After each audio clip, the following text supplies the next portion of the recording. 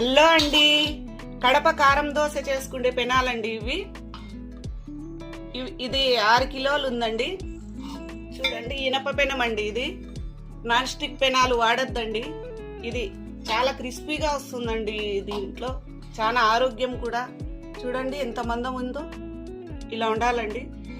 పెనం ప్రాసెస్ ఎలా చేసుకోవాలో చూద్దాం. మీకు కావాలంటే కామెంట్ బాక్స్లో తెలియజేయండి, మేము పంపిస్తాం. 800 పడుతుందండి ఇది. చూడండి, చాలా ఆరోగ్యకరమైన దోశలు తింటారండి వీటిలో. చాలా మంచిదండి. అన్నం గంజి అండి. ఇది అన్నం వాడుస్తాం కదా, ఆ గంజి. ఒక 2 రోజులు ఇలా వేసుకోవాలండి డైలీ. తర్వాత 2 రోజుల తర్వాత మళ్ళీ చూపిస్తానండి. ఇది వేరే ప్రాసెస్ చేయాలి. మళ్ళీ మనకు దోశ బాగా క్రిస్పీగా రావాలంటే ఇలా గంజి వేసుకోవాలండి. అన్నం గంజ మనం